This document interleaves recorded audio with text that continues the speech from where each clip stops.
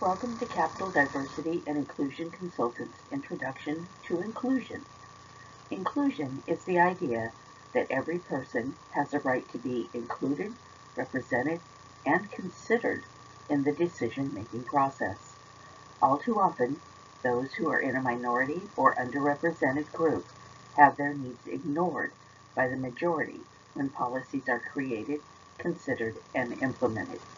Today, we will look at inclusion to achieve peace and grow our communities.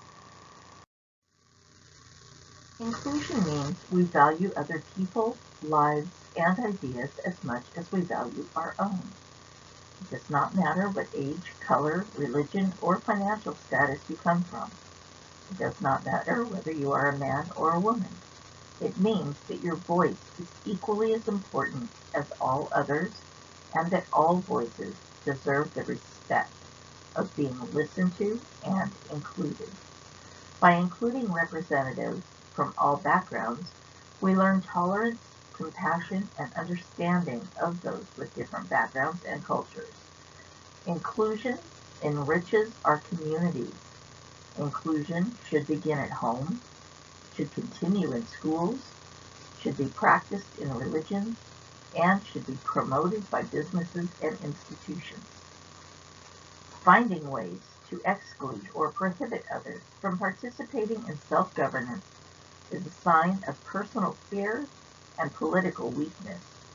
We see this weakness on display in several states determined to undermine voting laws and access. America is not made up of just one demographic, and the sooner our leaders recognize this, the stronger and more united we will become as a nation. Inclusion is the only way to achieve true and lasting peace. Diversity may give the world beauty, but inclusion gives us strength. In 2008, America spoke up for inclusion by electing our first biracial president. Barack Obama campaigned on the message of hope, progress, and change. Angry Republicans obstructed and tried to block everything Obama worked for. They personally attacked him, calling into question his heritage, his birthplace, religion, and even attacking his wife and daughters with racial slurs and other insults. They simply could not picture the future he represented or the fact that he won, twice. They chose to ignore how diverse America really is and how strong we are when we work together. But Americans recognize the need for better representation for all. Republicans lost their minds, and they still have not recovered. Instead of appreciating the richness that inclusion brings, they practice exclusionism. Exclusion of those who don't agree with their views, exclusion of those who don't look like them or talk like them, exclusion of those in different economic levels, exclusion of non-Christians, exclusion of all those who are different in some way. Exclusion is the playground of chaos. It invites resentment, anger, and fear. It creates division and leads to violence on both sides. Those fighting for inclusion and those fighting against it. This is now a war for the soul of America. Our current leaders must remember the lessons learned and that it is only when all our voices are heard and valued that we are the strongest. When we give people respect and honor their contributions as much as our own, we become a united front that puts humanity first. It is inclusion and compassion that drives progress, unity, and success.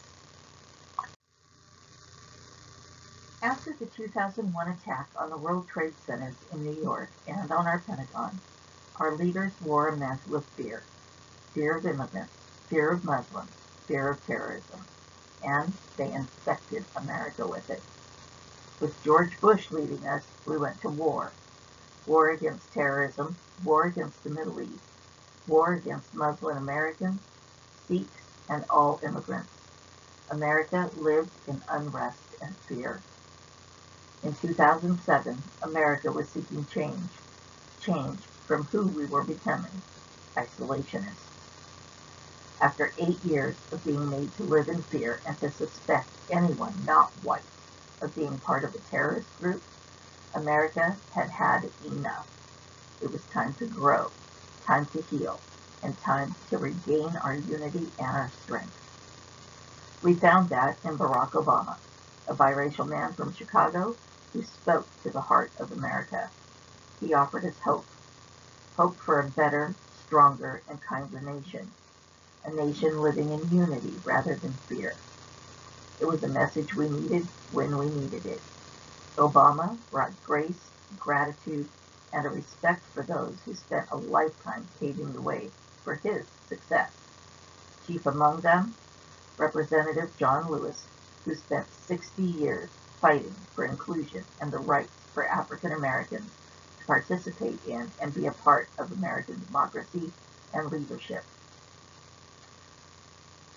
Speaking as civil rights leader John Lewis on the day of his funeral, Obama said, "When I was elected President of the United States, I hugged him on the inauguration stand before I was sworn in and told him I was only there because of the sacrifices he made."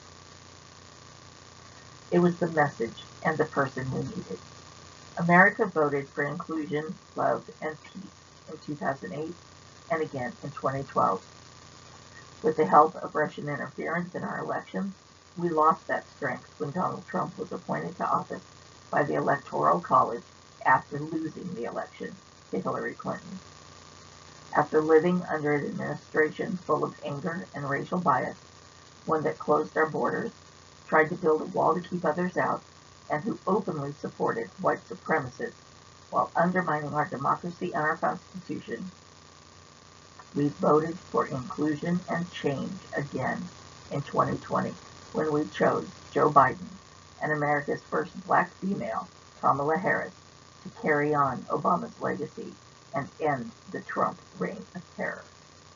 Obama told us, yes, we can, and yes, we did. Thank you for joining us in this introduction to inclusion. If you would like more information or to schedule a personalized program for your work group, classroom, or event, please contact our Director of Social Programming, Don Gagno, at 916-912-3688. Email to dgagnocdic@gmail.com, or visit us on our Facebook page at www.facebook.com/CDIC Sacramento. Thank you very much.